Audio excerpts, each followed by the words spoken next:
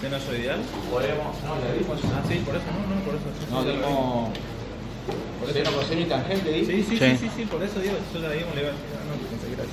Que no, faltaba cotangente. Sí, pero que eran eléctricos que surgían de. Ahora te puse.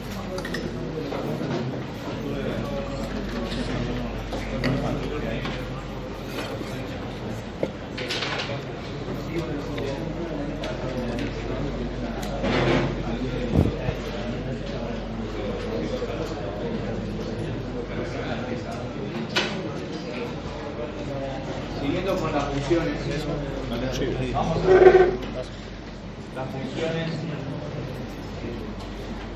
hiperbólicas.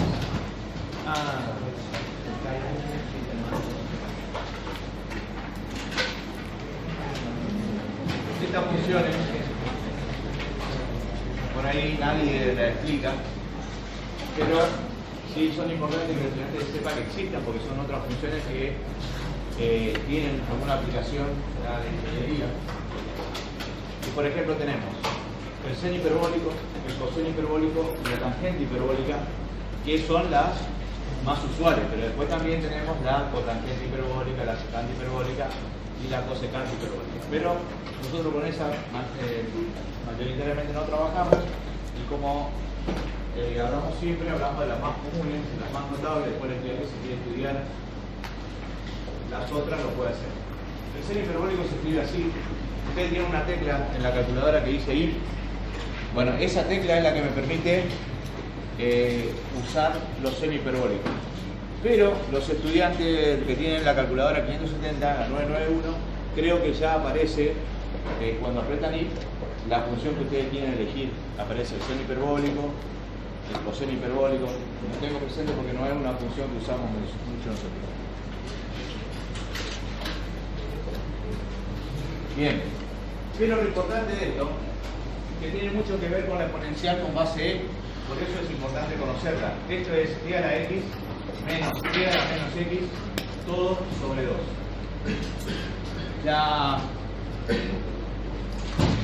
El dominio de la función seno hiperbólica es todos los reales. Y la imagen también son todos los reales. Es decir, que el estudiante, la gráfica es más o menos de este tipo. Es decir, que cuando x vale 0, la función seno hiperbólica vale 0. Cuando toma valores al infinito, tiende a más infinito, y cuando tiende a menos infinito, la función tiende a menos infinito. Ahí tiene la gráfica, el dominio y la imagen. Sí. Estamos en presencia del coseno hiperbólico. En este caso es e a la x más e a la menos x, todo sobre 2. En este caso hay que tener cuidado porque el dominio, si bien son todos los reales, la imagen no son todos los reales. La imagen es cuando x toma el valor 0, la función vale 1. O sea que es el intervalo desde 1 hasta el infinito. Porque la gráfica de la función coseno hiperbólico es una función que hace este movimiento. Esa sería la gráfica aproximada del coseno hiperbólico. Es decir, por eso es importante que el estudiante, cada vez que tenga una posibilidad de estar en presencia de algún graficador, juegue un ratito con las funciones, vaya mirando las funciones más notables, porque es muy importante que el estudiante sepa reconocer por lo menos cómo es la gráfica, como para tener una idea cuando a la hora de hacer los estudios. Después le voy a mencionar un software matemático que es bueno que por ahí lo puedan bajar. Y lo último que vamos a ver es la tangente hiperbólica. Y la tangente hiperbólica, así como sucede en trigonometría, es el cociente entre el seno hiperbólico y el coseno hiperbólico. Si el estudiante reemplazara por las dos fórmulas que hemos hablado, esto queda e a la x menos e a la menos x, todo sobre e a la x más e a la menos x. Es decir, los dos se simplifican y queda ese cociente. Y la gráfica que esto es muy notable porque tiene dos asíntotas, una en el 1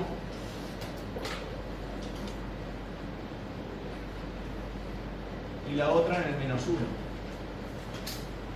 ¿Por qué? Porque cuando x tiende a más infinito, la función se acerca al 1. Como la máquina entiende enseguida en una exponencial, cuando ustedes le dan a x un valor grande, automáticamente la máquina ya le devuelve 1, pero en realidad no debería suceder porque tiende a 1. Por eso la gráfica se irá arrimando acá y hará este movimiento y hace ese movimiento. Cuando x tiende a menos infinito, la función tiende a menos 1. Este valor que tenemos acá es menos 1. ¿Bien? Bueno, el dominio son todos los reales y la imagen, y eso es lo que le quería decir, es el intervalo abierto menos 1, 1. Se supone, pero eso es una incongruencia por ahí con la máquina. Por ejemplo, cuando el estudiante hace el cálculo, me gustaría que por ahí lo hagan el cálculo, pongan tangente hiperbólica de 10 a la z, por ejemplo, que es 1.000.000, le va a devolver la máquina el 1, porque entiende ya la máquina que eso es un valor muy grande y lo toma como 1. ¿Me entienden o no? Que no debería suceder así, tendría que seguir dándole, qué sé yo, 0,9999999, pero como ya la capacidad de memoria de la máquina entiende que eso es el infinito, lo toma como 1.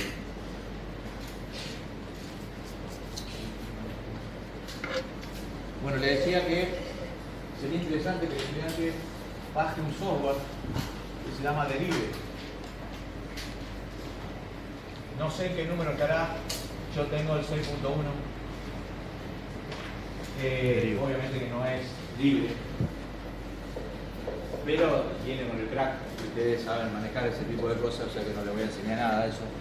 O sea que viene con un crack aparte, lo bajan porque es un trial para 3 meses y entonces para evitar que deje de funcionar a los 3 meses, ya viene un crack donde ustedes lo craquean y funciona de por vida.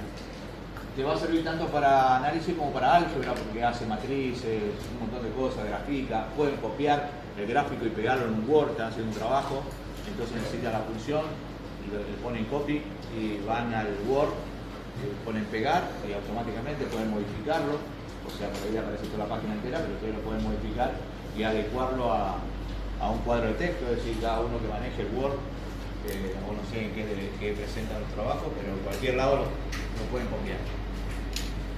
Es muy fácil de aprender, hay tutoriales para aprender, está el libro también, está el manual, o sea, eso sí también lo pueden descargar en PDF y es muy útil porque suma matrices, calcula determinantes de 10 por 10, inversas, que nos lleva un montón calcular, y después hace la derivada, hace límite por izquierda, por derecha, hace integrales, definida e indefinida, es decir, bueno, un montón, y también dibuja en 3D, cosas que los dibujos en 3D no son muy buenos, pero ayuda bastante como para tener una idea más o menos. Hay otros software que dibujan mejor en 3D que el Derive. Y no pesa nada, es de Texas Instruments, o sea, es un programa muy poderoso, muy bueno, y muy chiquito, que no pesa nada, que sirve para cualquier computadora personal, que no hace falta que tenga mucho RAM de memoria, porque hay muchos software matemáticos que son mejores que el Derive, porque son procesadores de texto y todo un montón de cosas, pero son muy pesados. Entonces te ocupan mucha memoria y no pierdes ya el sentido. Entonces el Derive para mí es algo muy útil, muy fácil de operar y el estudiante lo puede tranquilamente tener en su computadora sin ningún problema. Lo que sí le digo, no es libre, o sea que busquen algún, no sé qué usan para descargar programas, que venga con el crack. ¿Ese es el simbolito o otro? Porque no veo. Ah, perdón.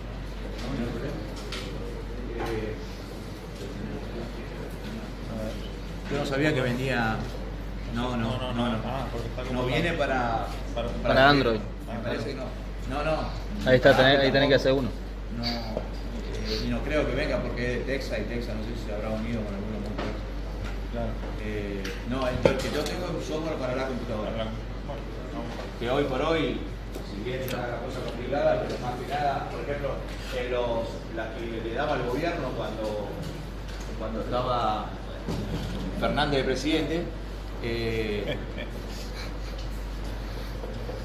andaba fenómeno ahí, y a pesar de que no era una super computadora, pero corría espectacular en lo que le daba el gobierno. ¿Alguno de ustedes llegó a ligar la computadora esa? Ah, la notebook esa, sí. Sí, la Netbook. La Netbook. ¿Vos tenías? Sí. Esa que tiene ahí. ¿Esa vos es tuya o de tu hermano? ¿Viste? Sí, le daban netbook a los alumnos y notebook a los profes. Exacto. Hay que atender porque tenemos que volverlo. Ahora ustedes que pueden poner el sufragio, piensen 2 veces y lo que vamos a hacer. Julito, ¿qué necesitas? Control. No sé, ¿está prendido eso? Sí. Sí que está prendido. Pero después lo apagás. Bien. Sigamos entonces. Y ahora sí, vamos a las funciones especiales. Estas son funciones que tienen algunas cosas particulares, entonces las llamamos como funciones especiales. Y con eso terminaríamos el tema de funciones en forma particular. Funciones particulares.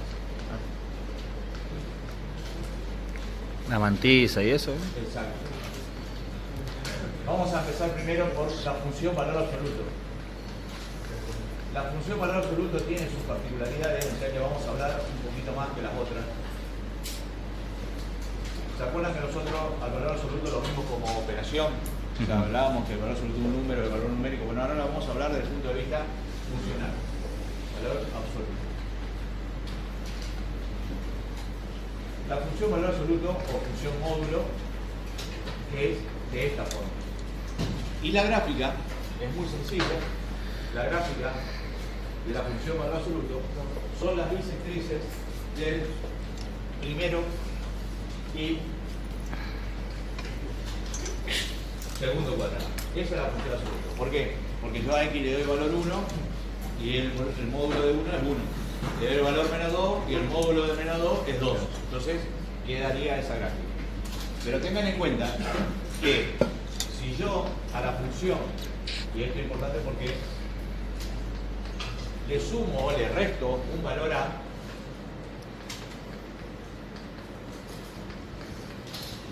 la gráfica se desplaza y se va a desplazar de la siguiente manera. O hacia arriba si o yo hacia sumo a, se desplaza a la izquierda, es decir, ¿en cuánto se desplaza? Sigue haciendo lo mismo, pero se desplazó. Este valor que está acá es el valor de menos a. Es decir que cuando yo le sumo, este sería el gráfico de esta función. Ahora, si el estudiante le resta el valor a, la gráfica hace este movimiento. ¿Y quién vamos a tener acá? A positivo. Justamente el valor de a. Eso sería el caso de que yo dibuje un x menos a. O sea que si yo le resto, la curva, en este caso el gráfico, se mueve a la derecha. Si yo le sumo a, se mueve a la izquierda. Ahora, si la suma o resta está fuera del valor absoluto, ojo con eso, si yo tuviera que dibujar esto, del módulo de x más o menos a, tengan cuidado, esto se desplaza a lo largo del eje Y, es decir, que va a subir o va a bajar de acuerdo a las circunstancias de lo que suceda con A. Si A es positivo, este es el valor de A, en ese caso hemos sumado A, y en este caso sería que hemos restado, esto sigue siendo A, pero este valor que está acá es menos. Y este valor que está acá es A. O sea que si yo le sumo A, la curva sube. Le resto A, la curva baja. Muy bien. O sea, si yo tengo el valor absoluto de x más menos 2, sería 2 para arriba, hago la B. Si es más 2, no es más menos 2. Yo le puse más menos 2 para... Está bien. Si es más 2, sería en 2 para arriba, digamos. Hace lo mismo que esto, esto es el 0. Claro. Ahí está. Entonces, tiene que ver si el A está dentro o fuera del valor absoluto. Exactamente, eso es muy importante. Bueno, si el módulo de x está multiplicado por un valor k, la curva se cierra o se abre dependiendo de ese valor k. Si nosotros tenemos que ECA, que escribe masa con blanco, que esto mide 45 grados, ya son las bisectrices del primero y segundo cuadrante, que era esto que habíamos dibujado. Ahora vamos a tener dos gráficas. Si las ramas se arriman al eje Y, es porque esta gráfica nueva, f de x, es igual a un módulo de k que multiplica x, siendo k un número que sea mayor que 1. Ahora, si la gráfica se abre respecto de la blanca que era 45 grados, esa es una función f de x que también es k por x, pero con un k que sea menor que 1. O sea que si k es menor que 1, o sea un número que multiplica la x, ya no va a ser la misma gráfica a 45 grados, sino que se va a abrir o se va a juntar al eje Y, eso va a depender del valor de k. Si k es mayor que 1, se arrima, lo que sucedería con la parábola, y si es menor que 1, se separa. Ahora le pregunto a la clase, para terminar el tema del valor absoluto, ¿qué tendría que pasar para que el estudiante pueda dibujar esta gráfica? Si el valor absoluto de un número siempre es positivo, ¿cómo sería la fórmula para dibujar? Porque a veces yo le doy el gráfico y el loco tendría que encontrar la fórmula. Muy bien. ¿Cómo dice usted? ¿Quién habló por acá? Exacto. Entonces quedaría, en ese caso, como dijo el compañero, menos k. Menos el módulo de x. Muy bien. Ahí quedan dos rectas a 45 grados, pero todo negativo. Porque esto va a ser siempre positivo. Pero multiplicado por el signo menos, me queda negativo, o sea que te queda el gráfico abajo. ¿Entendieron? Es decir, es importante, fíjense que a partir de una sola gráfica, miren la cantidad de gráficas y de opciones que tuvimos nosotros con los valores de constantes que pueden sumar afuera, adentro, multiplicar adentro, afuera. ¿Ya? Como dijo el compañero. Si multiplicaba afuera, lo que hacía era modificarle. ¿Eso se aplica también para acá? Ejemplo, si yo tengo k por x. No, acá si usted multiplica por un k negativo, no pasa absolutamente nada. Lo único que. Claro, pero si tengo el signo de afuera. ¿Sí? Por eso es lo que habló el estudiante hizo más completo. Yo le daba únicamente la opción de que esto manda 45, pero también puede tener la opción de que sea más chico o más grande, o más abierta, pero va a depender ahí del valor de k afuera del módulo, pero negativo. ¿El desplazamiento no se invertiría ahí? Es decir, Sí, este desplazamiento, eso está hecho para que cuando está positivo, positivo acá. o sea, cuando da vueltas, se da vueltas hacia donde salga. ¿Puede repetir cuando se desplaza hacia arriba o hacia abajo? Cuando usted suma afuera o resta afuera, la gráfica no se modifica en absoluto, sigue siendo esta, pero usted, si suma A, sube esto todo a acá la distancia. Si usted resta, todo baja hasta el valor de A. ¿Me entiende? Sí. Perfecto. Bueno, ¿y qué pasa en ese caso? ¿en cuál caso? El de arriba. Todo lo mismo. Si usted le suma acá, sigue siendo lo mismo. Lo que pasa es que ya ese valor hay que calcularlo de otra manera. ¿Sabes por qué? Porque este valor que corta acá es el valor que hace cero esto. Entonces tiene que pensar, si usted tiene esto, AX más B módulo, eso, usted tendría que igualar esto a cero, despejar, y ese valor que usted tiene ahí es menos B sobre A. ¿Entienden? Ese valor que cortaría acá. ¿Ya? Eso se calcula. De hecho, yo a los estudiantes cuando daba práctico les enseñaba que primero calculemos esto, se hace cero, y a partir de ahí empezábamos a dar valores. Porque yo ya sé que la gráfica siempre hace a partir de ese valor.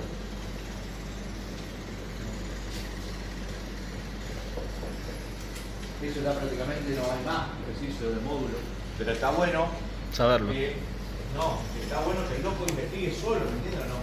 Que no se quede nunca con lo que le dan en clase. Lo que le dan en clase no sirve mucho, es como si fuera un camino que ustedes tienen que seguir, pero no podemos dar todo. En realidad habría que dar todo, pero no hay tiempo material para eso. Entonces le damos un indicio para que el loco tiene que investigar. El loco que quiere aprender análisis tiene que investigar. Es decir, bueno, a ver qué pasa tal cosa. Y no se, en mi época teníamos que dibujar a mano. Hoy, a ver qué pasa tal cosa, lo ponés en el Programa. y lo mirás. Y ahí verás ya a ver lo que pasa. En el derive, por ejemplo, el valor absoluto lo llama como abs, o sea, A, de larga S, y ahí ustedes ponen la función. Y ahí le hace el grafiquito porque entiende como que eso es el valor absoluto. O sea, tiene que investigar también Igual que en el cómo son los algoritmo. comandos del Claro. derive. Pero con un pequeño manualcito, con un tutorial, enseguida descubren cómo es. Que aparte nacieron ustedes con La la técnica. tecnología, así que eso no le tiene que resultar incómodo.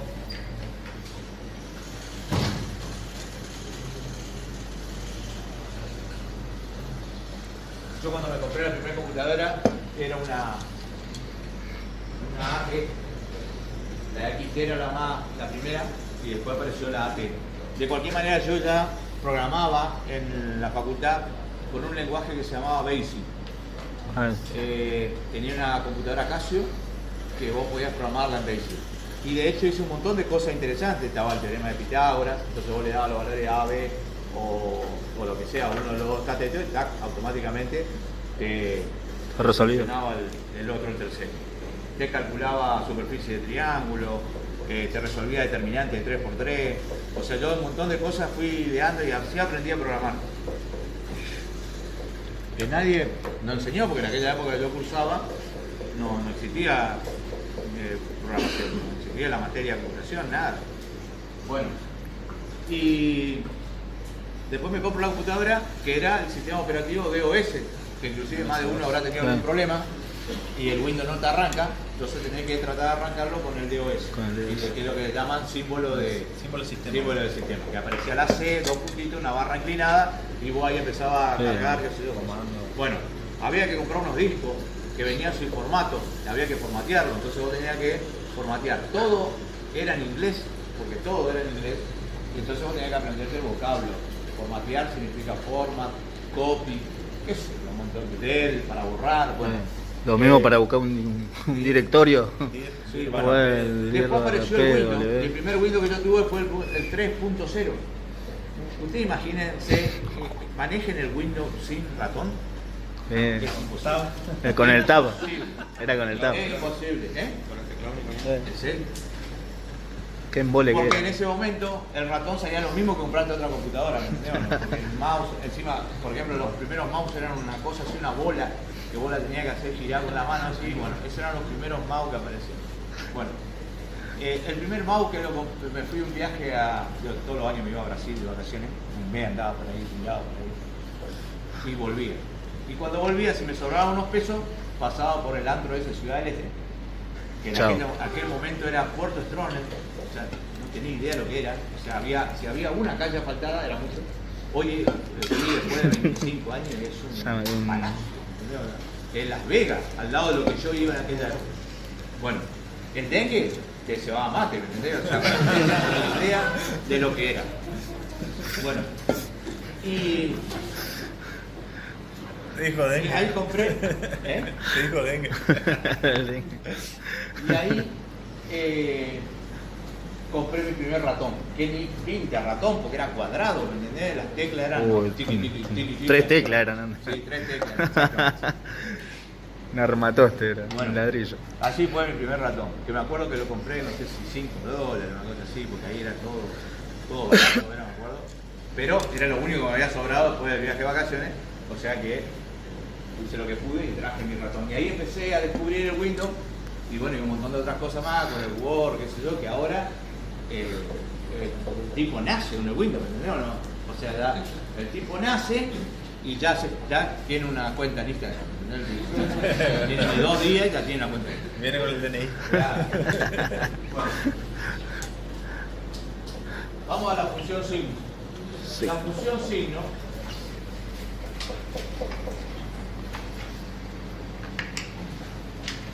es esta. Es el módulo de x dividido x. Acá me olvidé de darle el dominio imagen, sí, eso tiene que hacerme acordar porque yo le doy dominio e imagen para la función original. Después esto va a variar, acá por ejemplo varía ya la imagen, entonces en este caso el dominio son todos los reales, porque todo número tendrá su respectivo valor absoluto, pero la imagen, acá y acá, son los reales positivos incluido el cero. Y en este caso sería al revés, los reales sería el dominio, pero los reales negativos. Bueno, en el caso de la función signo, Ohio acá, el dominio son todos los reales menos el cero. El cero es el único que no tiene imagen. Esa función, ¿qué valor le va a dar? Vamos a suponer que le doy valor 2 a la función. ¿Cuánto vale el valor absoluto de 2?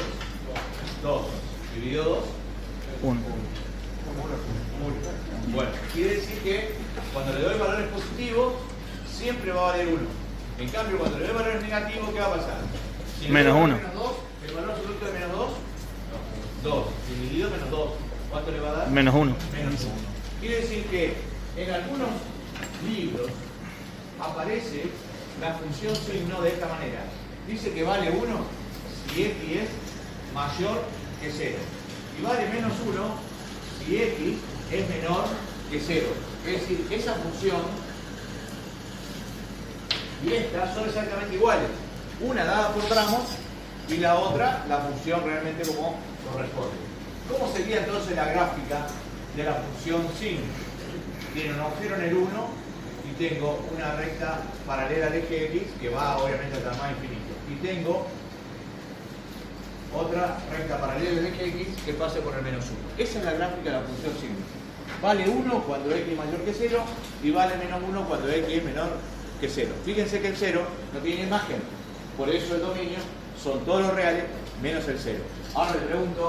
Este es el típico de parciales. Sí. Le pregunto, ¿a qué es igual la imagen? No se peleen. Ya le doy un indicio ahí. ¿Cuál es la imagen de la función signo? Todos los reales menos el 0. ¿Cuál es la imagen? No.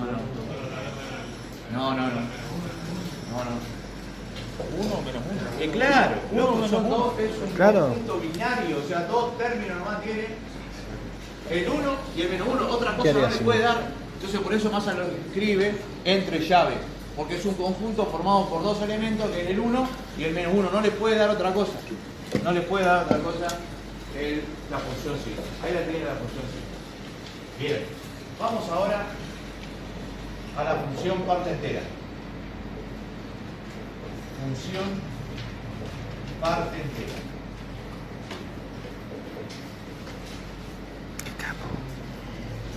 La función parte entera, y esto se usa mucho en computación, y ustedes que son, algunos más de hecho se va a dedicar a la programación, o van a ser programadores, o cosas por el estilo, o les gusta eso. Esa función parte entera es bueno porque a veces a mí no me interesa el valor decimal del número, si no me interesa la parte entera que tenga. Entonces, justamente, el programa que ustedes creen por ahí dice descarte el decimal, entonces tomen la parte entera. Entonces le pregunto a la clase, ¿qué entienden ustedes por parte entera? ¿El número entero de una función? El número entero del número. Se escribe así, entre corchetes, eso se lee parte entera de x. Escúchenlo a más a lo que dice. La parte entera de 3,6, ¿cuánto es? 3. 3. La parte entera de 4,8, 4. 4. Y la parte entera de menos 2,9, Menos 2. Menos 2. Y sí, menos Menos 2. 2. No cambia. No estamos, Ya. estamos enteros.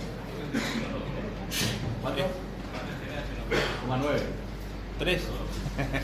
No. Bueno, yo le doy la definición y el loco me va a saber responder después cuál es la parte entera de menos 2,9. La definición de parte entera de un número es el entero anterior, porque ustedes dicen 3,5, ¿cuál es el entero anterior a 3,5?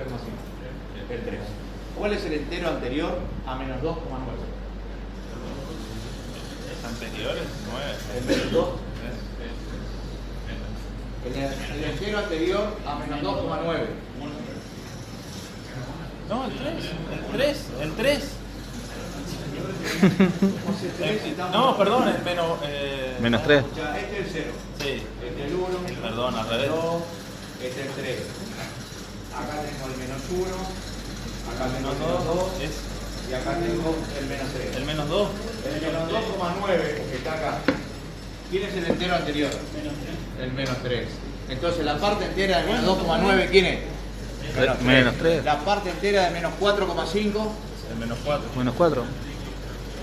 La parte anterior. Vamos de nuevo. Para, vamos, no, pues no entiendo. No le entra el. Menos 5, El cercano. Está bien. Sí. La definición que uno hace en matemática para todo, si no, no sirve, ¿entendés o no? Y eso Claro. es importante. Por eso es distinto a lo que a otras ciencias, que por ahí depende si llueve o no, vos definís la cosa. Acá es así o es así. Entonces, si yo tengo de este lado una cosa, del otro lado tiene que ser lo mismo. Si yo tengo este número que está acá, que es el 2.5, el entero anterior es Sí. el 2, por eso la parte entera de 2,5 es 2. Sí. Ahora, si yo tengo un número acá,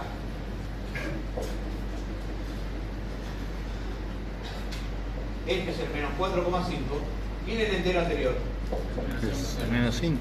Ah, El entero anterior. más uno.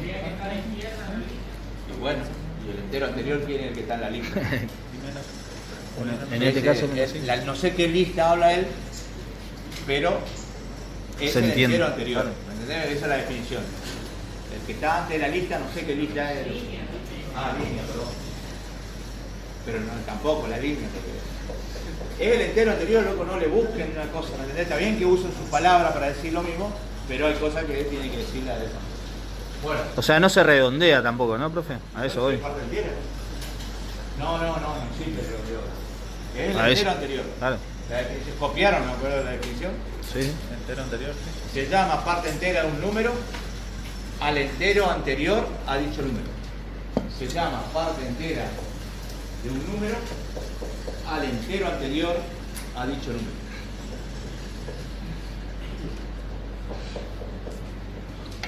Bueno, ¿cómo es la gráfica? Bueno, la gráfica es así. Todo lo que están entre 0 y 1 tiene parte entera 0. O sea que la gráfica es algo parecido a esto.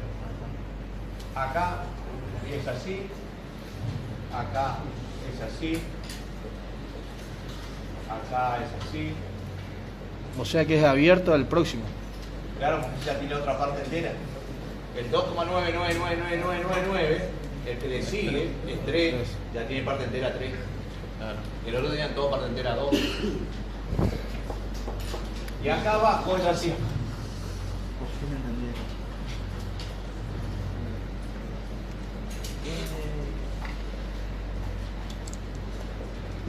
Esa es la gráfica de la parte entera. El menos 1, el menos 2, el menos 3. Acá tengo el 1, el 2 y el 3. Y acá tengo el 1, el 2, el 3 y el 4.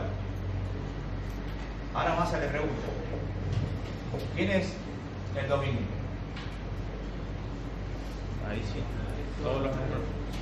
Todos los números tienen parte entera, ¿sí? Sí, sí. Todos los reales, todos. Todos los reales. Todos los reales. Espectacular. Todos los reales.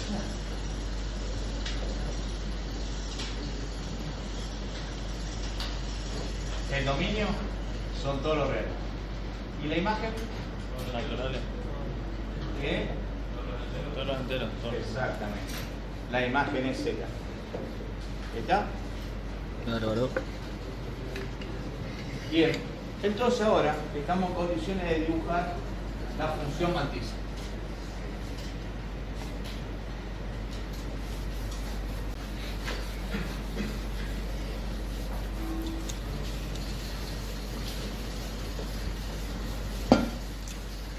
¿La mantisa no era el cuchillito?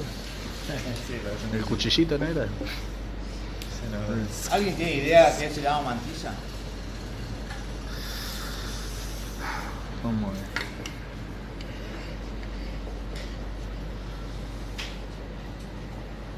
En mi época, los logaritmos se calculaban con tablas. No había calculadora, obviamente, y si había calculadora lo que hacían era sumar, dividir, multiplicar, por ahí alguna raíz cuadrada, pero más que eso no hacía. Entonces había que recurrir a las tablas. Y las tablas lo único que traían era la parte decimal que tenía el logaritmo. Porque la ventaja que tenía el logaritmo, que la parte entera era la que cambiaba, pero la parte decimal se mantenía. Entonces eso se llamaba mantilla. O sea, la mantilla de un número es la parte decimal que tiene un número. Ahora le pregunto a la clase. Fíjense, primero nos contesten cualquier barbaridad. La parte decimal de un número, ¿entre qué y qué varía? La parte decimal.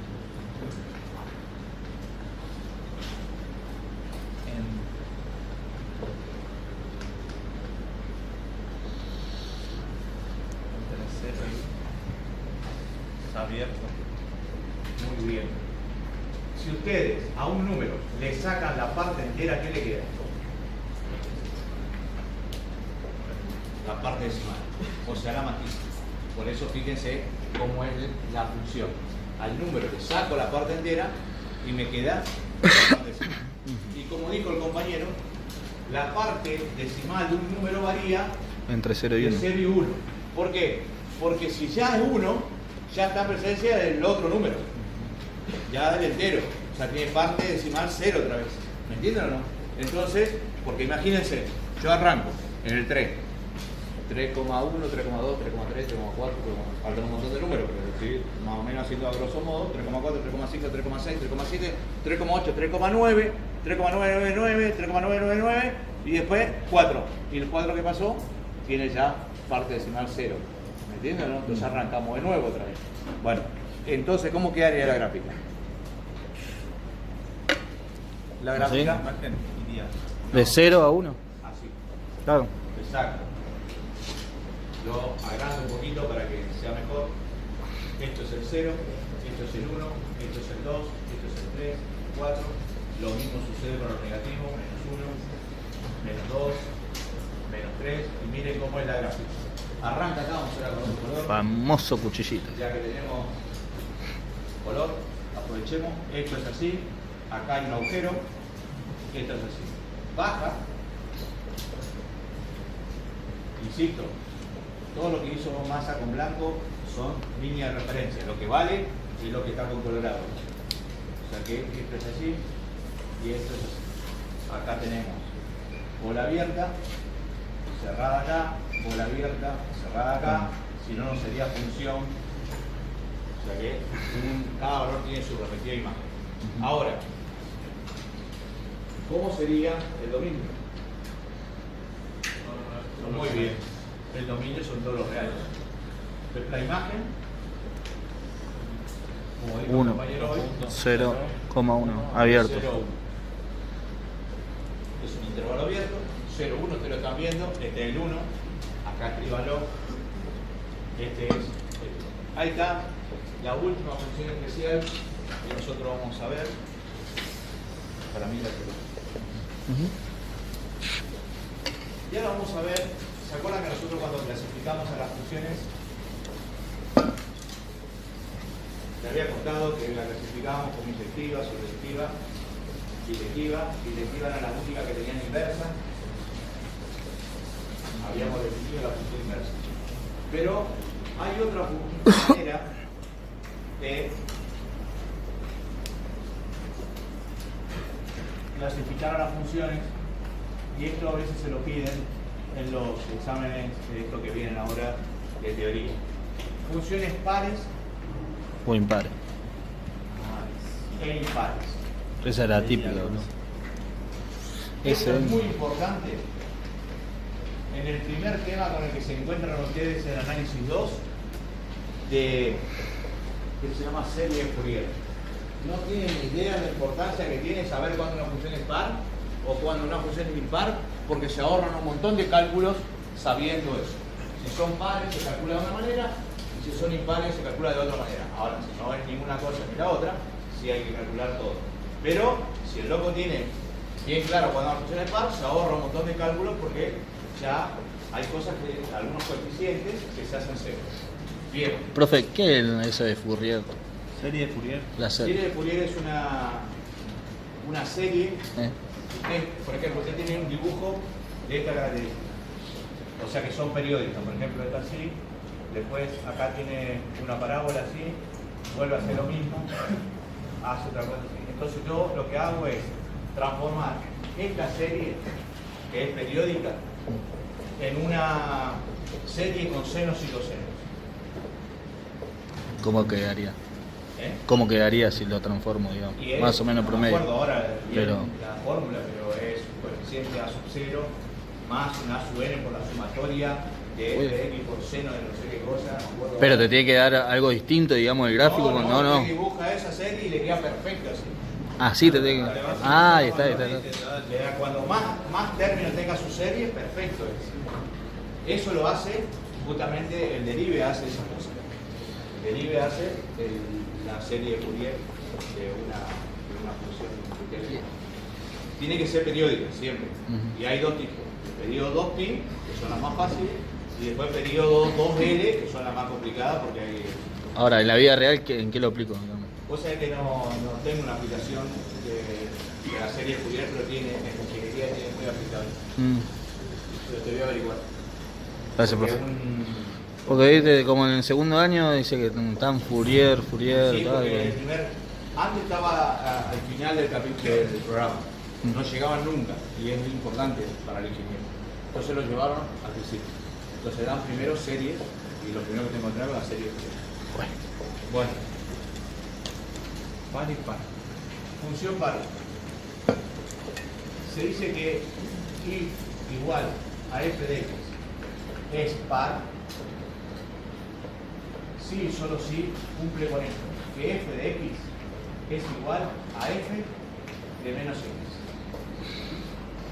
Vamos a mostrar algunos ejemplos.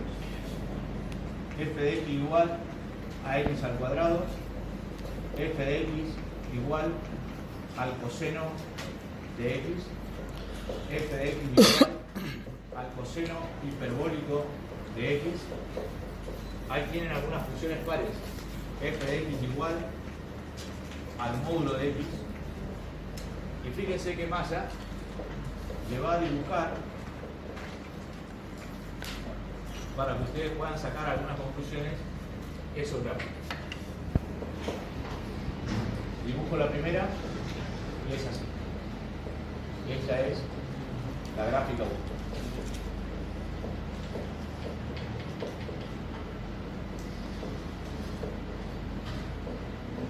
Esa es la gráfica 2.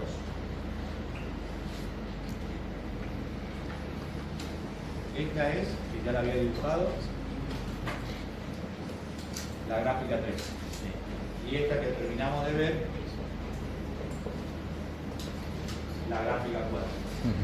¿Qué tienen de particular esas gráficas? Y las imágenes son las mismas para distintos valores de absolutos de x. Es simétrica al eje Y.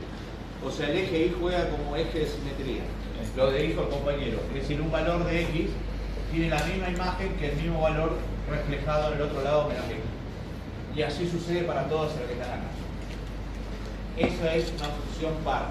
Es decir, cuando la gráfica es simétrica al eje de las Y.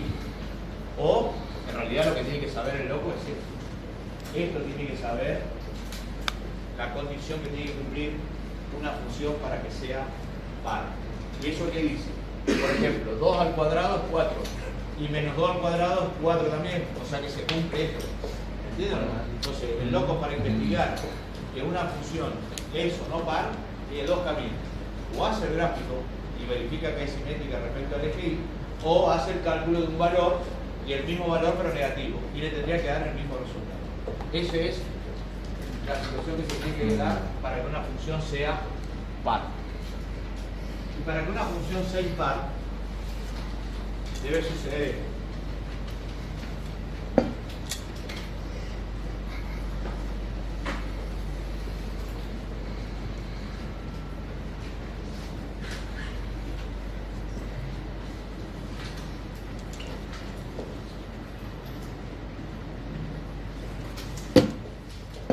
Entonces, ¿cómo escribiría ya? Y Es igual a f de x es impar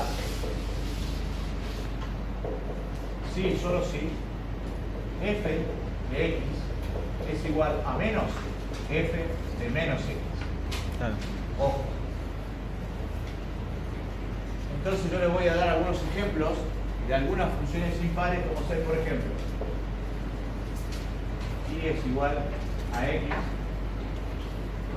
y es igual al seno de x, y es igual al arco tangente de x, y es igual a x al cubo. Ahí tiene el estudiante 4 funciones que son todas impares. Miren cuando más hay dibujo. Voy a dibujar la primera. La primera no es nada más y nada menos que la que se escribe del primer y tercer cuadrante. Esa es la primera. La segunda.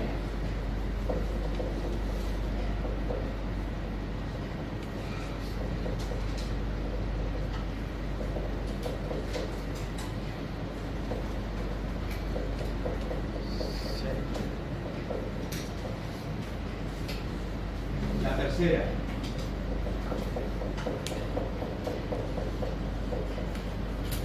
Acá voy a dibujar dos asíntotas para que más o menos se entienda que el gráfico es el centro.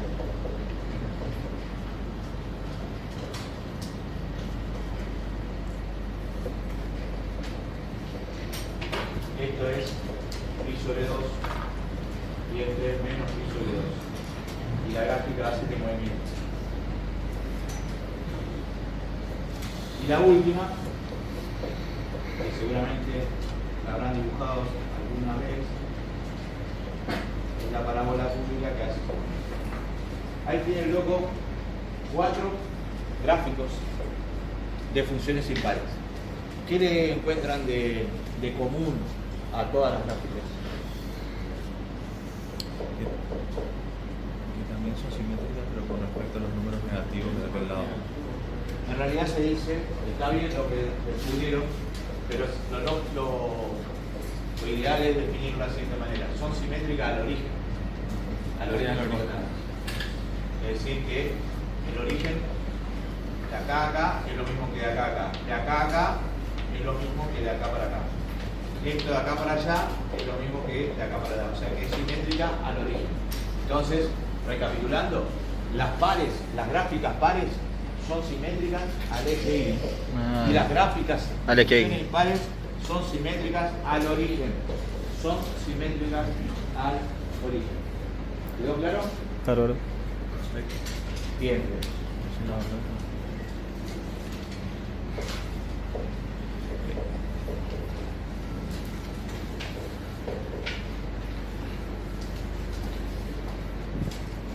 ¿Alguien tiene aquí acá un cálculo acá?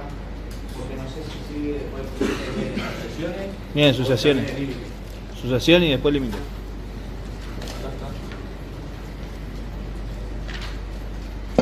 Punto de acumulación, sucesión.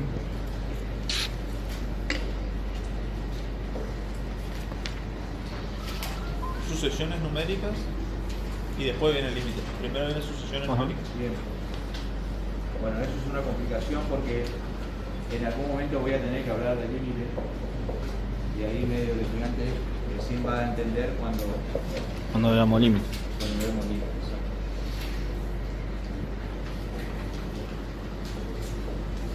Bien. O sea que el trabajo práctico número 3 sería. Bien. Esto tiene. Gracias. Bueno, vamos a borrar la pizarra.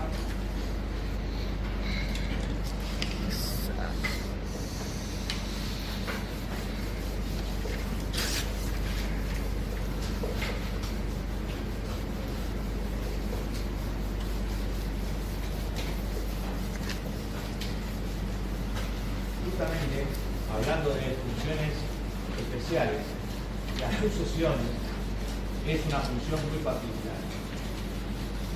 Entonces pongan como título sucesiones numéricas.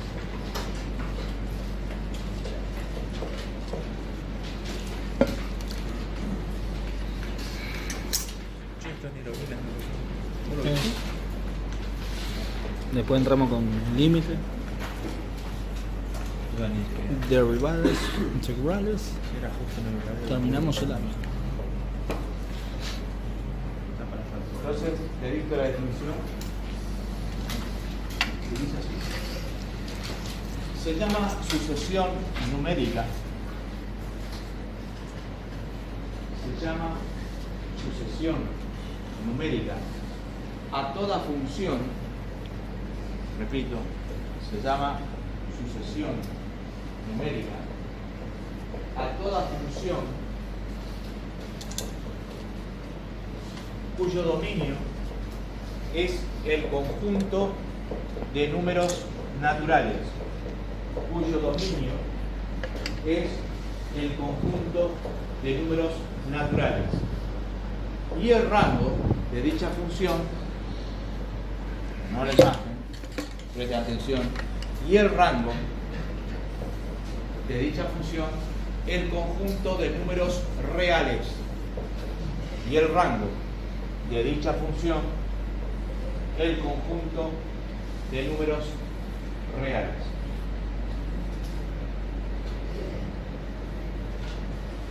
Punto seguido, punto aparte, como le Es que guste. es más amplio. Cada sucesión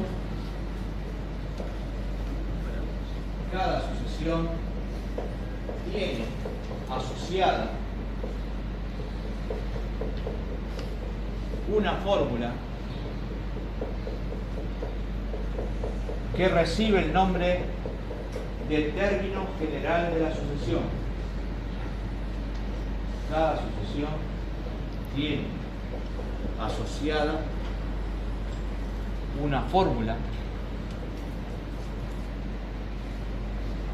a la que se denomina término general de la sucesión. Término general de la sucesión.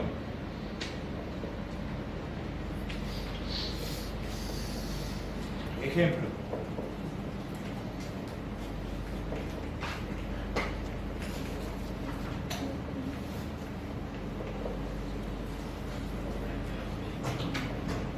Las sucesiones generalmente se escriben entre llave y dentro de la llave aparece AN, BN, C sub N, D sub N, letras de nuestro alfabeto, que estarían dando la idea de una sucesión que obviamente depende de N. Entonces, acá va a venir asociado una fórmula, y esa fórmula se conoce con el nombre de Término general. término general de la sucesión. Algunos autores también encierran a esa fórmula entre llaves, indicando que justamente es el término general de la sucesión. A partir de ese término general, puedo completar la sucesión y escribir algunos de los términos. De hecho, la primera tarea que tienen que hacer ustedes es que se escriban los 5 o 6 primeros términos de la sucesión. ¿Siempre arrancamos qué número? 0, No. 1. En los naturales. Naturales. Entonces, exactamente, los Claro. naturales. Bueno, ¿cuál sería el primer término? 1. Al cuadrado es 1, Es un más medio, 1, un muy medio. bien. Claro. Coma. 4 ¿Cuál sería el segundo término? tercios. 4 tercios, espectacular. ¿Quién sería el tercer término? 9 cuartos. 9 cuartos. ¿Quién sería el cuarto término? 16 quintos. 16 quintos. Espectacular. ¿Uno más? 5, 25 sobre 6. 25 C. Espectacular. Y así el estudiante puede escribir la cantidad de términos que él desee. ¿Está? Bien. Es una sucesión en la cual yo tengo la fórmula. Hay otras sucesiones en las cuales no tengo la fórmula. Entonces yo tengo que buscar la fórmula y eso es un poco más complejo. Inclusive hay libros de matemáticas, mejor dicho, revistas de matemáticas donde de acertijos, en las cuales es muy común ver este tipo de acertijos y dice, bueno, le ponen 3 o 4 términos y le preguntan qué es lo que sigue. Entonces el estudiante tiene que descubrir la fórmula que le permite obtener el siguiente término. Y eso es justamente una sucesión. Lo que ustedes están descubriendo es la fórmula que le permite calcular esos términos. Fíjense que acá son todos positivos. No siempre es así. Podemos tener una sucesión B sub n que sea, por ejemplo, 1 menos n al cuadrado. ¿Cuánto vale el primer término? 0. 0. ¿Cuánto vale el segundo término? 0. Cero. Cero. No estoy siguiendo. Ah, 1 menos No, tres. menos 3, menos 3. ¿Cuánto vale el tercer término? Menos 8. ¿Cuánto vale el cuarto? Menos 15. ¿Cuánto vale el otro? El quinto término. Menos 24. Y así sucesivamente. Fíjense que todos esos valores, excepto el 0, van a ser negativos. Fíjense lo que sucede con esto.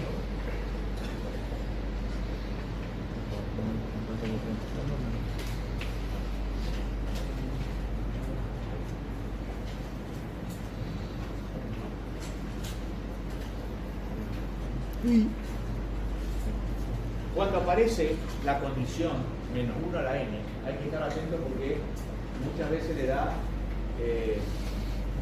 el estudiante se equivoca cuando aparece el análisis, porque vamos a hacer un análisis más profundo después de las asociaciones más adelante. ¿Qué pasa cuando aparece el menos 1 a la n? ¿Qué le va a hacer el menos 1 a la n? Negativo. Le va a intercalar los signos, porque cuando menos 1 está elevado a cifra impar, el Es negativo. resultado será negativo. Cuando está elevado a cifra par, el resultado le da positivo. O sea que no le va a modificar nada numéricamente hablando, Claro. pero sí le va a modificar el signo. Entonces, ¿arrancamos cuánto? Con 1. Menos 1. El primer valor es menos 1. Y el segundo es la raíz cuadrada de 2. El tercero es menos raíz cuadrada de 3.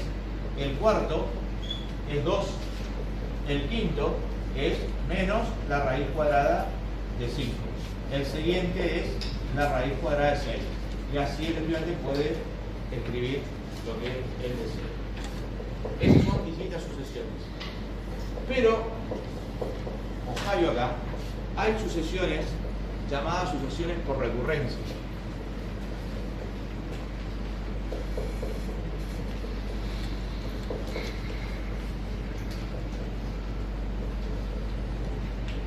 Las sucesiones por recurrencia son aquellas que yo recurro, como dice el nombre, a los cálculos anteriores para obtener el siguiente. Vamos a inventar una, y después le voy a dar la más famosa de esta, que el loco tuviera una sub n que dice, vale n cuadrado, no, perdón. El A1 es igual a 2. El A2 es igual a 1. Y el AN se calcula como el AN menos 2 más el AN menos 1 para todo n que sea mayor o igual que 3. Es decir, que a partir del tercero se calcula como la suma de los dos anteriores. Entonces, ¿cómo sería nuestra sucesión? Los primeros son es el 2 y el 1. ¿El otro cuál sería? Tengo que sumar 2. No, está, va bajando. Fíjate, 2, 1, Pero va para atrás. Por eso, n menos 2, n menos 1, o sea, 2 más 1 tiene 3, muy bien. El que sigue. Ah, va salteando. Ahí tengo que 3 más El 4. El 4. El otro es el 7, el otro es el 11, el otro es el 18, el otro es el 29. Y así sucesivamente. ¿Qué hace el estudiante? Suma los dos anteriores. Bueno, una de las sucesiones más notables de esta es la sucesión de Fibonacci. Ah, sí. Tuvimos que hacer un algoritmo con eso. La sucesión de Fibonacci es una sucesión parecida a esta, pero con la salvedad de que los dos primeros términos son 1. O sea que A1 es 1 y A2 también es 1. Y el tercero se calcula como la suma de los dos anteriores. Exacto. Es decir, para un n mayor o igual que 3. Si ustedes reemplazan la n por 3, acá le quedaría 3 menos 2, le queda 1. Y acá 3 menos 1 le queda 2. Es decir, que tiene que sumar el A2 más el A1, o el A1 más el A2. ¿Cómo quedaría esta sucesión? El primero es 3. 1. No, 3. No, 2. Después 3. Ah, ahí está. Después 5. Después 8. 8. Después 11. 13. 13. Después 21. Después 44. 34. 55. 5. Y así sucesivamente. Y saben lo 55. notable? 55, perdón. Lo notable de esto es que después de una cantidad de términos bastante exagerada, la división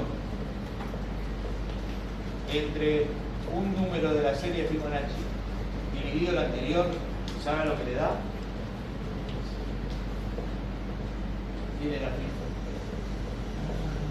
El 2,71. No, 2,71. ¿no? El número de oro.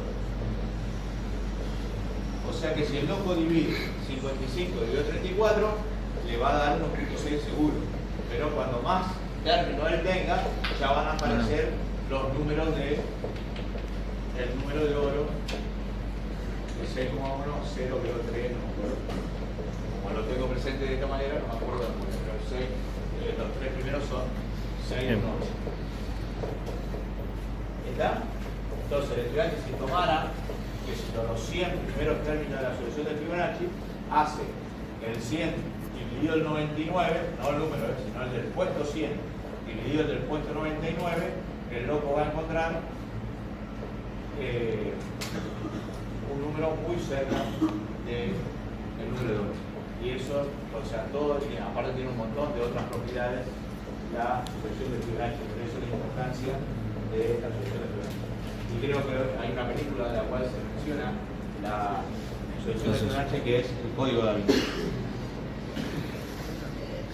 Sí, muy útil para la criadera de conejos, supuestamente decían. Ah, también, sí. No, sí, tiene un montón de aplicaciones la sucesión de Fibonacci.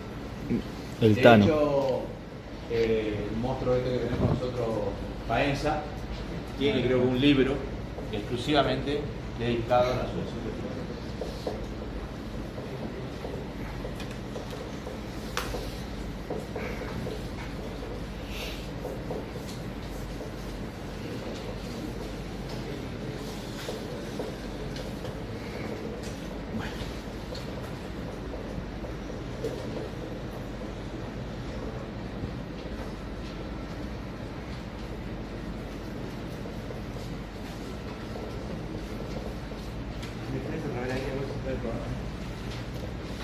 Después de sucesiones, límite.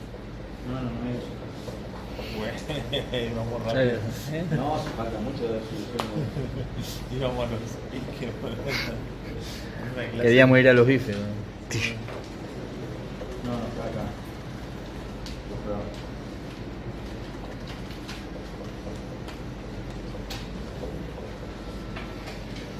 Bueno, vamos a hablar de sucesiones acotadas. Bien.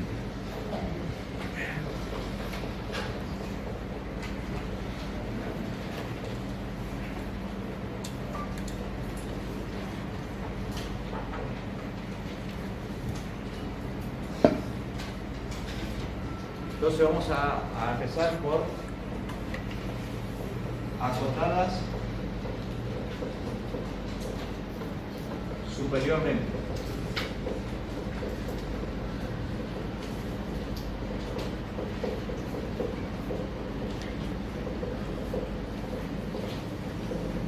Entonces escriban ahí. Se dice que una sucesión A sub n, cuando más se habla de una sucesión A sub n, escriban A sub n encerrada entre llaves. Se dice que una sucesión A sub n está acotada superiormente. Se dice que una sucesión A sub n está acotada superiormente si y solo si existe el escalar K, sí y solo si existe el escalar K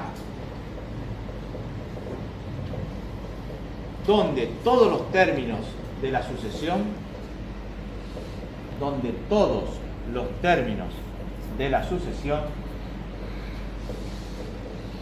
son menores o iguales que K.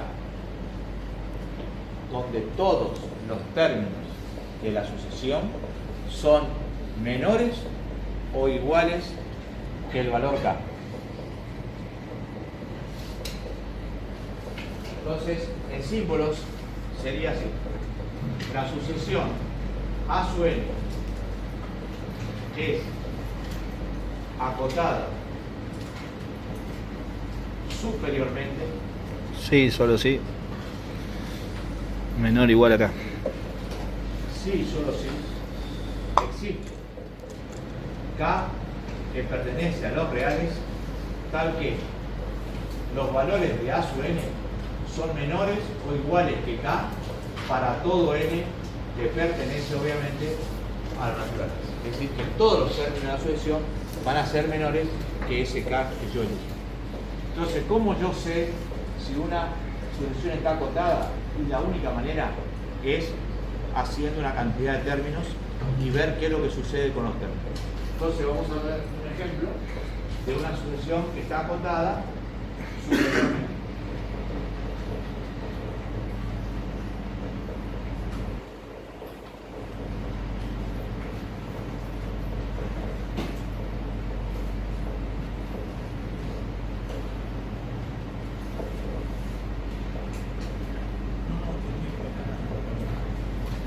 Si el estudiante, ya le hicimos esa expresión, está ahí, hace los términos de sucesión, ¿esto qué le quedaba? Le quedaba 0, le quedaba menos 3, le quedaba menos 8, le quedaba menos 15, le quedaba Menos 24. Menos 24. menos 24 y la sucesión. Entonces le pregunto a la clase, si tiene imaginación, ¿cuál es el valor más grande que yo tengo ahí? El 0. El 0. ¿Y el más chico? Menos 24. No. Imagínense que eso sigue, tiene que tener imaginación en lo que Ah. menos infinito. Menos infinito. Entonces,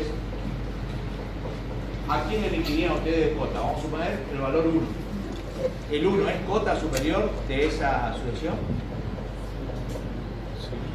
¿Todos los números son menores que 1? Sí. Sí. Entonces sí. Entonces cumple con esto. Claro. ¿Cuál sería la mayor de esas cotas? El 0. No, la menor de las cotas superiores. Por eso. Infinito. Claro. Menos La infinito. menor de esas cotas superiores es el 0. O sea que las cotas de esta sucesión es de menos infinito a 0. Cualquier valor que el loco elija de menos infinito a 0 va a Está. estar en presencia de una cota. ¿Está? O sea que esta sucesión está acotada Superiormente. pero no inferiormente. ¿Está? Bien. Entonces, ahora vamos a hablar de acotadas Inferiormente. inferiormente.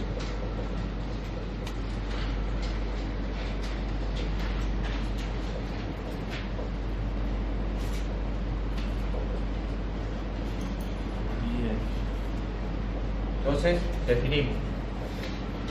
Se dice que una sucesión A sub n, se dice que una sucesión A sub n está acotada inferiormente, repito, se dice que una sucesión A sub n está acotada inferiormente Sí. sí y solo sí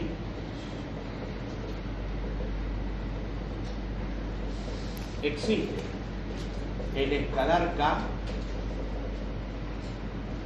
sí y solo sí existe el escalar K donde todos los elementos de la sucesión son mayores o iguales que K, donde todos los elementos de la sucesión son mayores o iguales que K. ¿Quedó la definición? Ujú. ¿Cómo sería eso en forma simbólica? Profe, existe K. ¿A qué se refiere si existe? Si no existiera, ¿qué sería? No tiene Una cota. cota de cota. O esa cota, por lo menos.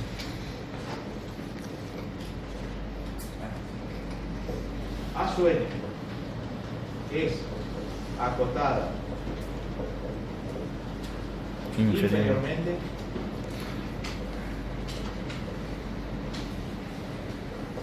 sí, solo Eso sí. sí. Existe K, Existe un K pertenece a los pertenece a los reales tal que los valores de A sub n van a ser mayores o iguales que SK si usted eligió para todo n que pertenece a los naturales. Vamos a buscar un ejemplo que cumpla con esa característica. Por ejemplo, A sub n es igual a 2n más 1.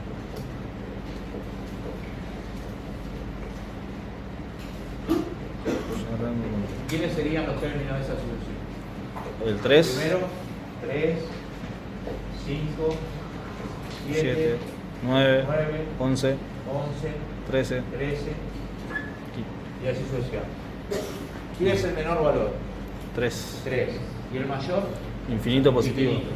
No va a tener cuota superior. Pero sí cualquier valor que sea menor que quién. Menor o igual que quién. 3. Que 3 va a ser cota inferior. Es decir, que cualquier valor que el estudiante elija, menor o igual que 3, estamos en presencia de una cota inferior. Y justamente la mayor de esas cotas es el 3, porque la otra está en el menos infinito. O sea, la mayor de esas cotas es 3. Siempre es menor o igual, o sea que el 3 es una cota inferior. Y a partir de ahí, cualquier valor que sea menor que 3 va a ser una cota inferior. ¿Por qué? Porque todos los elementos de la sucesión son mayores A 3. lo que dice acá a ese valor que eligió el estudiante que está dentro de las cotas inferiores. Ahí tienen dos ejemplos que están acotadas, una superior y la otra inferiormente. Pero puede pasar de que una sucesión tenga las dos cotas. En ese caso se dice que está acotada, simplemente acotada. ¿Que saltea de un término a otro, digamos? No, no, no. ¿O cómo se llama? Acotada significa que tiene las dos cotas, Bien. las inferiores y las superiores. Entonces, escribimos lo siguiente: sucesión acotada o simplemente acotada, y escriban ahí. Se dice que una sucesión A sub n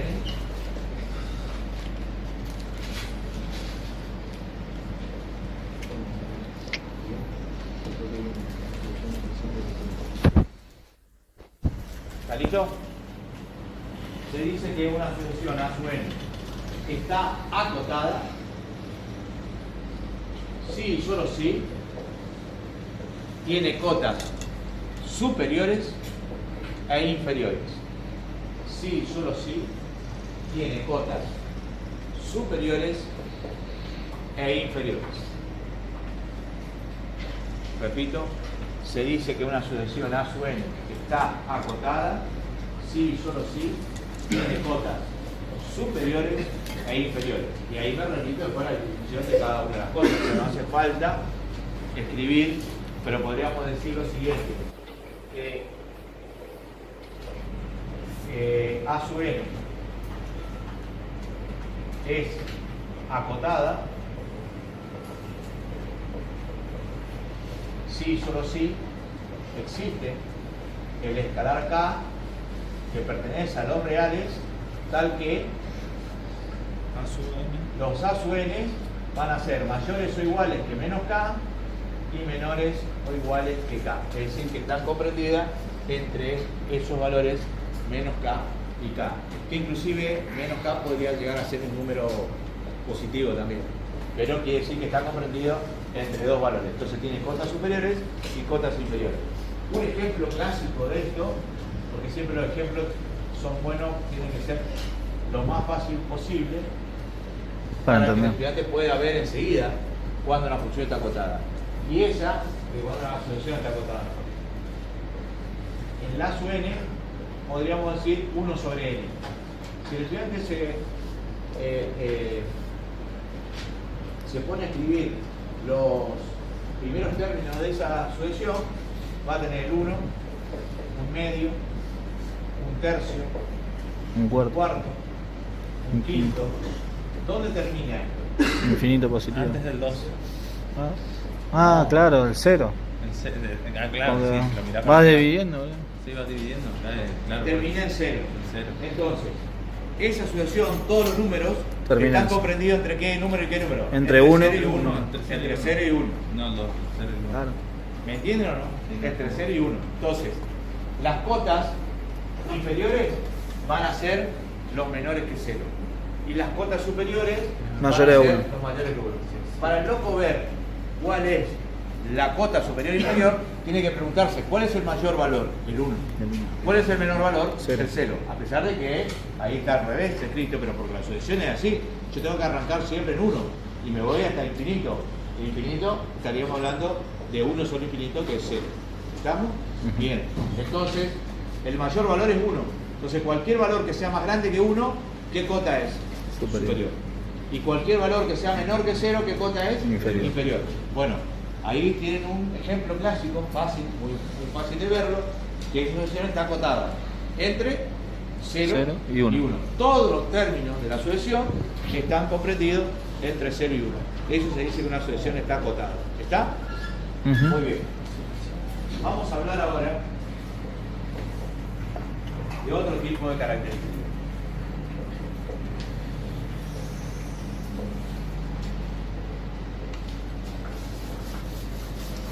Vamos a escribir como título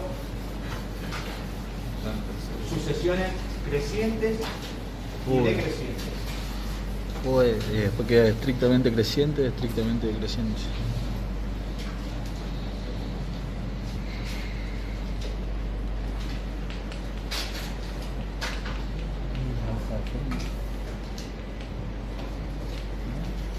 Hojita en forma.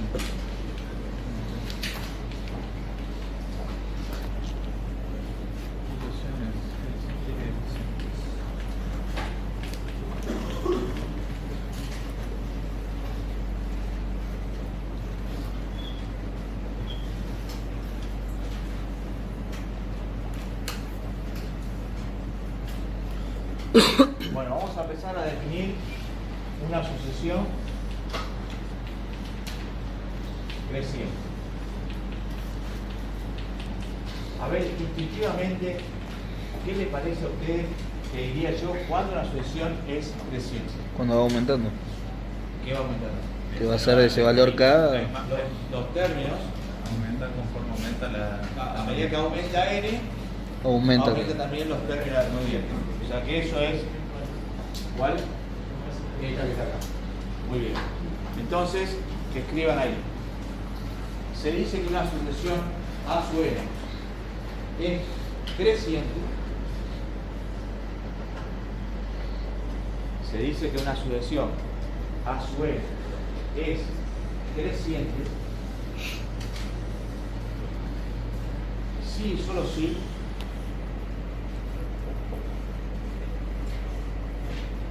A sub n es menor o igual que A sub n más 1.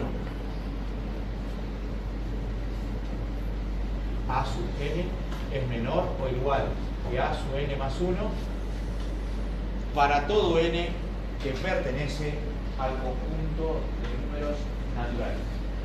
Para todo n que pertenece al conjunto de números naturales. Entonces, el símbolo sería así. A sub n es creciente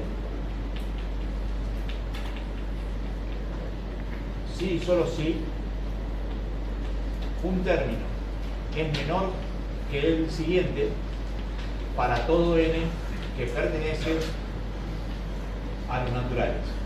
¿Y por qué tiene que ser para todo? Porque se puede dar sucesiones que empiezan decreciente y después se transforman en creciente, porque todo tiene que ver de la fórmula que estemos usando.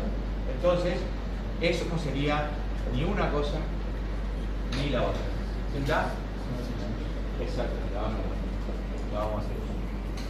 Bien, entonces, por eso el para todo es fundamental, porque justamente eso me indica a mí que se cumple para todo. Entonces, podríamos escribir la que dijo el compañero ahí, una sucesión como ejemplo. Podríamos escribir los números impares o los números pares, como el estudiante quiera. Podríamos escribir la par. ¿Cómo sería la par? 2n. Entonces el loco dice 2, 4, 6, 8, 10. y así sucesivamente. Entonces el estudiante observa de que siempre este es menor que este es menor que este es menor que este para todos. Entonces esa sucesión es un ejemplo clásico de una sucesión que es creciente. Bien, haciendo el mismo análisis, pero lo contrario, ¿qué sucedería para que una sucesión sea decreciente? Que mayor. Mayor O o igual. igual que el siguiente. Claro. Entonces, escriban ahí. Sucesión decreciente, sucesión decreciente, y escribimos.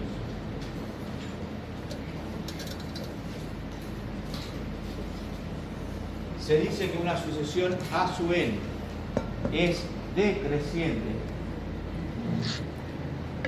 Se dice que una sucesión A sub n es decreciente si y solo si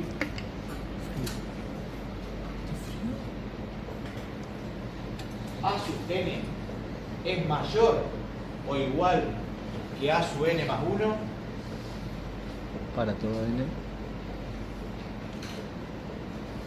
para todo valor de n que pertenece al conjunto de números naturales. Para todo valor de n que pertenece al conjunto de números naturales. Entonces, ¿cómo escribimos simbólicamente eso? De la siguiente manera.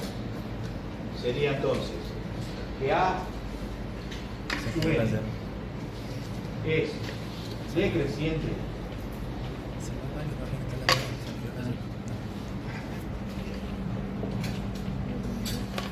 si y solo si el A sub n es mayor o igual que A sub n más 1 para todo n que pertenece al conjunto de números naturales.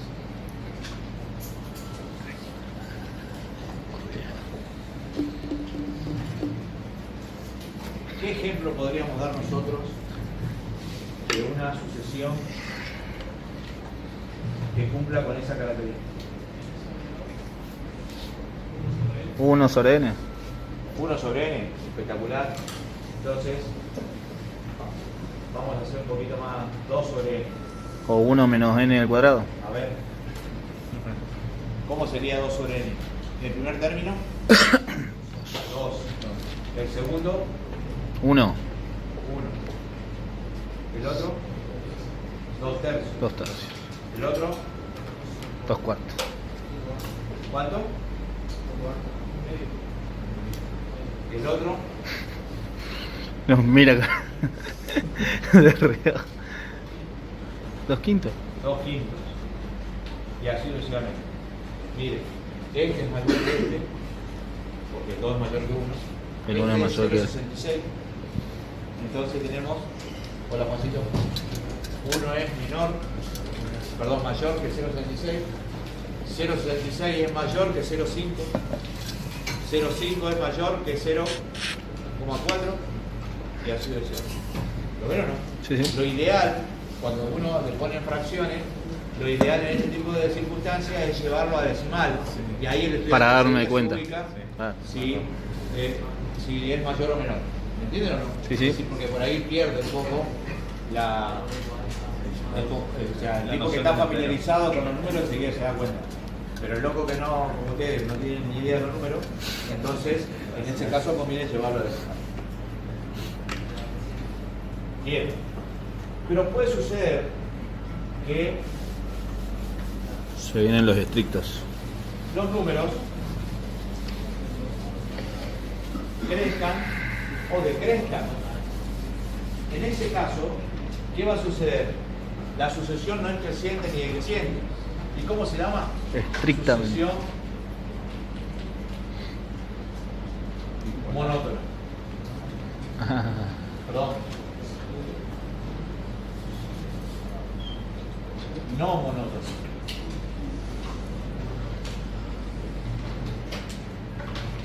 ¿Esa es la que va variando?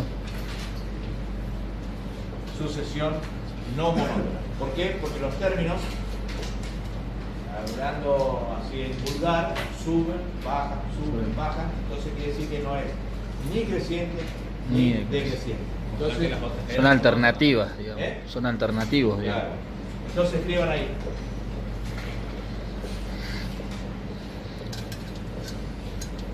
Ah, pero vos Se tenés dice que estilo una de Word. sucesión es no monótona. Se dice que una sucesión es no monótona cuando la misma no es creciente ni decreciente. Cuando la misma no es creciente ni decreciente.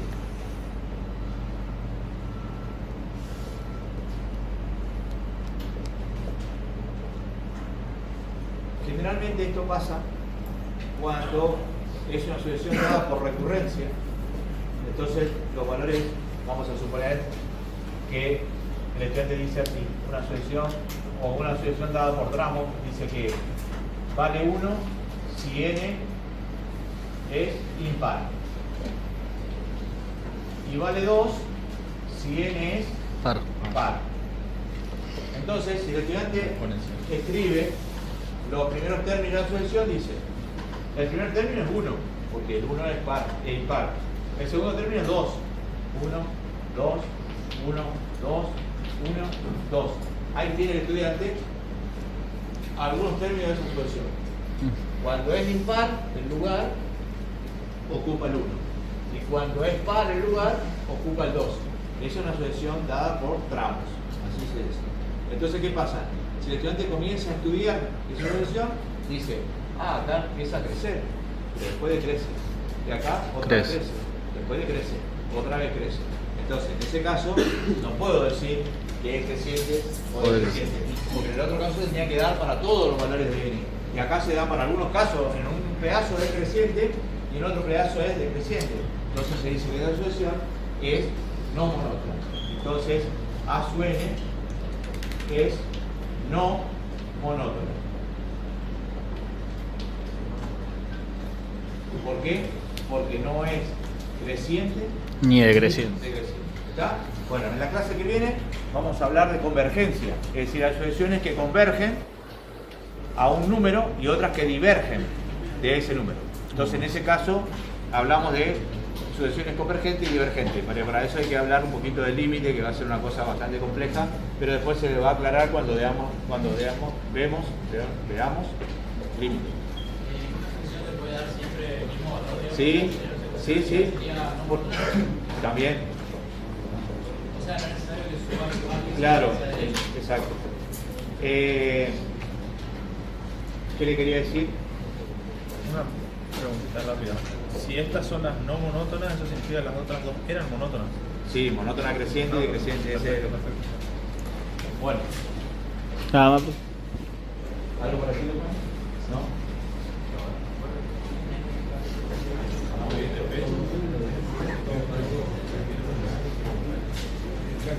Listo.